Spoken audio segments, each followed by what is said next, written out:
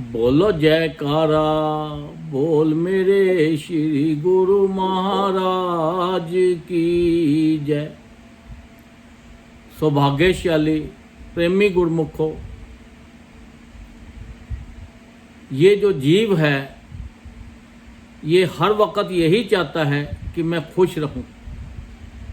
ये जो मनुष्य देह हमें मिली है, ये मिली थी ये संसार के सुख भोगने के लिए और भजन करने के लिए। तो हम भजन की तरफ तो कम जाते हैं, संसारिक चीज़ों में पड़े रहते हैं। अगर आप चाहते हो खुश रहें तो पहले दूसरों को खुश करना सीखो।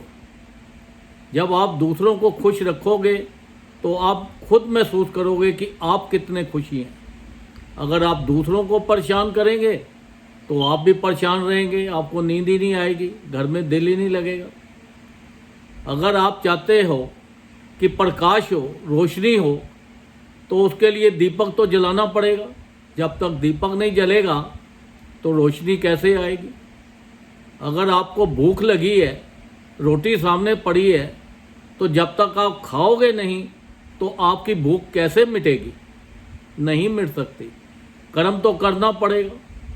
अब संत महापुरुषों की हमारे ऊपर इतनी अपार कृपा हो गई है, उन्होंने इतनी कृपा करके हमें एक बहुमूल्य चीज़ दे दी है जिसका कि मूल्य नहीं है, कोई इसका मोल नहीं डाल सकता। वो चीज़ हमें फ्री में मिल गई है, वो है नाम। जितना हम नाम जपेंगे, सेवा करेंगे, उतने ही हम खुश रहेंगे और संसारिक काम करते हुए खूब मौज लेंगे। क्योंकि ये नाम एक ऐसी चीज़ है, नाम और सेवा।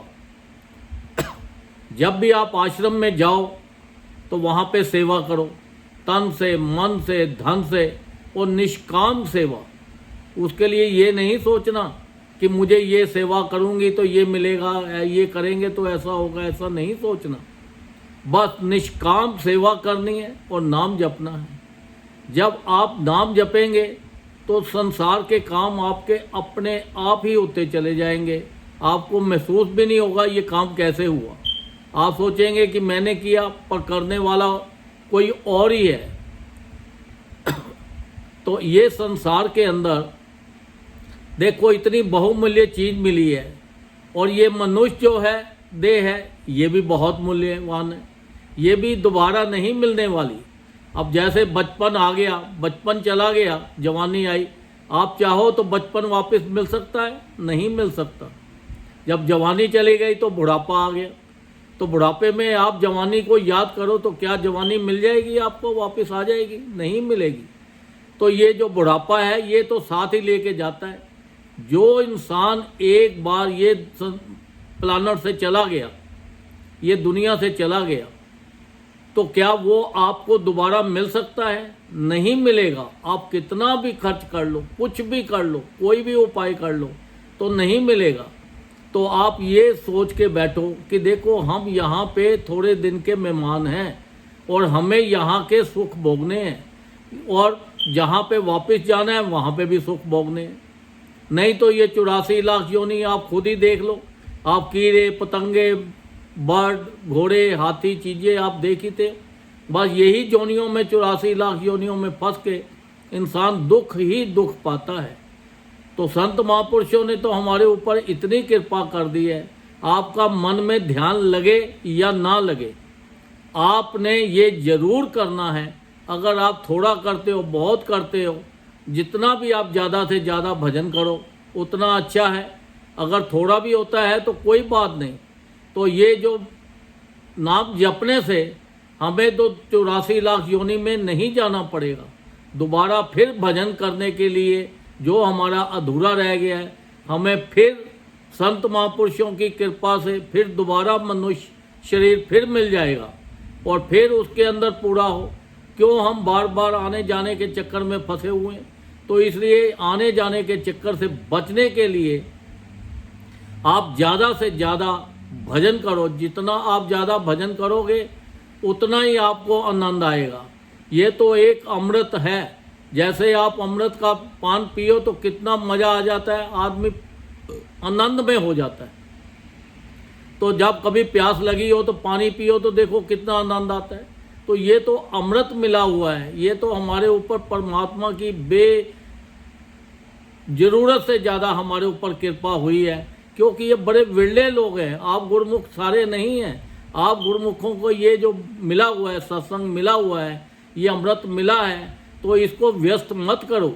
एक एक श्वास जो है इसकी अगर तीनों लोगों की कीमत भी डाल दें तब भी कम है। तो इतने कीमती श्वास हैं जो हमारे हर रोज़ कितनी स्पीड के साथ जा रहे हैं। आप कभी घड़ी को देखो कितनी स्पीड से चल रही है, ऐसे ही ये जो घड़ी तो आगे चलती है पर इतनी स्पीड के साथ हमारी उम्र जो है कम होती जा रही है। आप ये सोचो कि एक एक सेकंड, एक एक मिनट हमारे लिए कितना कीमती है। तो हमें तो उठते बैठते चलते फिरते हर वक्त उस जो हमें नाम मिला है भजन करना है। जितना ज़्यादा भजन करें उतना हमें ये संसार के सुख भी ज़्यादा मिलेंगे। लोग कहते हैं हम परेशान बहुत हैं, जिसको पूछो हर आदमी किसी न किसी परेशानी में फंसा हुआ है। उसका कारण क्या है? क्योंकि उनका जो ये नश्वर चीज़ें हैं संसार के अंदर, ये इन चीज़ों के अंदर घूम रहा है। वो कहता है शादी नहीं हुई तब परेशान है, आज नौकरी नहीं मिली तब परेशान है, आज प्रॉपर्टी नहीं मिली तब परेशान है, गाड़ी नहीं मिली तब परेशान है। क्योंकि सारे ही संसारिक चीज़ों में फंसे हुए हैं। ये सब चीज़ें जो हैं नश्वर हैं, इनमें से कोई भी चीज़ हमारे साथ नहीं जाएगी। आप रोज़ देखते हो कि दुनिया यहाँ से ये छोड़ के जा रही है, तो जब जाते हैं तो देखो उनकी मिलियंस ऑफ डॉलर की प्रॉपर्टियाँ होती है, चीज़ें होती है। क्या वो एक पैनी भी साथ लेके जा सकते? नहीं जा सकते। सब चीज़ें यहीं छोड़ के जानी पड़ेंगी। तो जब आपको पता है ये जितने रिश्तेदारी है, जितना ये नश्वर चीज़ें हैं, सब यहीं छोड़ के जानी है, तो इनको आप इस्तेमाल करो, इनका यूज़ लो, इनका आनंद लो।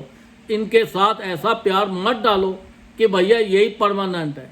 मकान तो बना लिया, हमने सोचा ये बहुत पक्का बनवाना है, बहुत बढ़िया चीज़ लगवानी है, इसकी उम्र तो 100 साल है मकान की। पर कभी ये सोचा हमारी उम्र कितनी है? हमारी उम्र का कोई गारंटी नहीं है कि एक श्वास आया है और दूसरा श्वास आएगा या नहीं आएगा, इसकी भी कोई गारंटी नहीं है। तो आप ये संसार के भी आनंद लो और ज़्यादा से ज़्यादा जो भजन करो और सेवा करो। जितनी सेवा करोगे उतनों आपको खुशियाँ मिलेंगी, आपके परेशानियाँ दूर हो जाएंगी। क्योंकि ये सेवा का रहस्य जो है ये आप नहीं सोच सकते कि इसका कितना रहस्य है। सेवा एक ऐसी चीज़ है, ये आपके शरीर को तंदुरुस्त रखती है, आपके दिमाग को तरोताज़ा रखती है, आपको गलत रास्ते पे नहीं जाने देती। जब आप सेवा करते हो तो आपके विचार भी वैसे होते हैं। तो ये सेवा कहाँ होती है? ये हर वक्त आप सेवा कर सकते हो। सेवा कैसे होगी? कभी किसी को कोई आपकी हेल्प की ज़रूरत है तो उसकी हेल्प करो और जाके ज़्यादा से ज़्यादा उसको अच्छे रास्ते पे लाओ।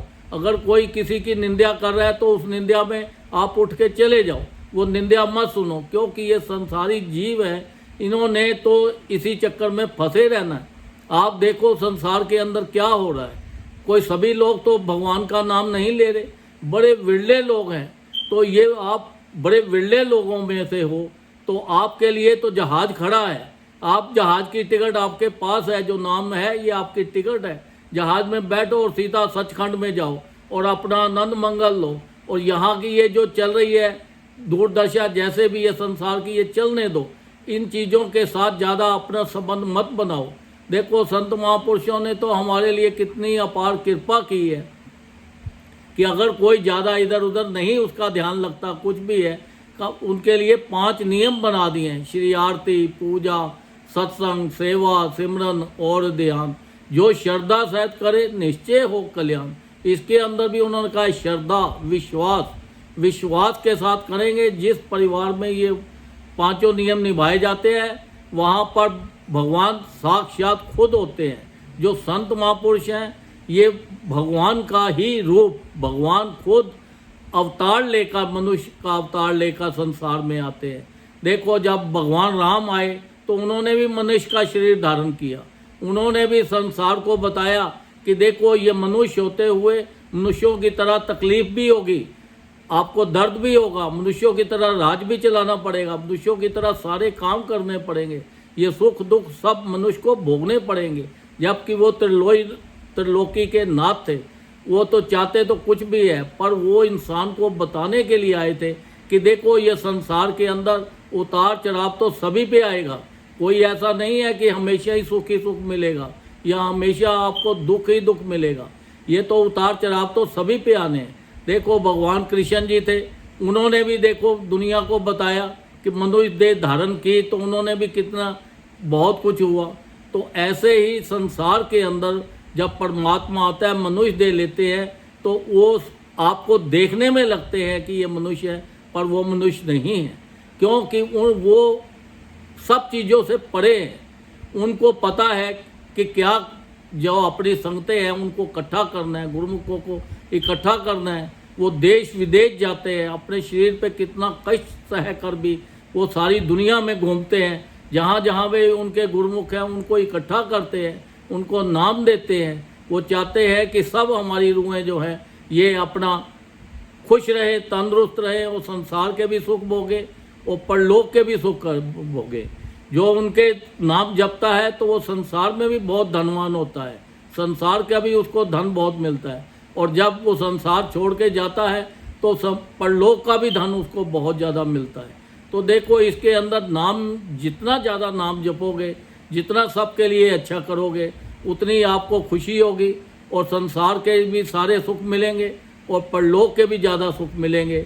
ज़्यादा से ज़्यादा नाम जपो, अपना टाइम मत खराब करो। एक एक श्वास बहुत कीमती है, ये कीमती श्वासों को पूरा इस्तेमाल करो, और संसार के झमेलों को छोड़कर अपना आनंदमय अपने में हमेशा अपने आप में खुश रहो।